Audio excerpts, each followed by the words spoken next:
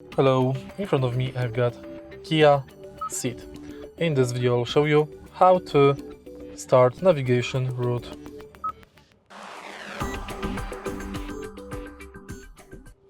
In the beginning take a look at the screen display and next go to All Menus and Navigation. Now you can select from Address, POI, Kia Service Coordinates, Previous Destination, Address Book, Load Tour or My POIs. Select Address and firstly select Country, City,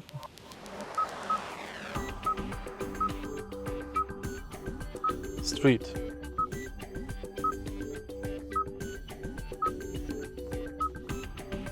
house number or intersection. Tap OK and set destination.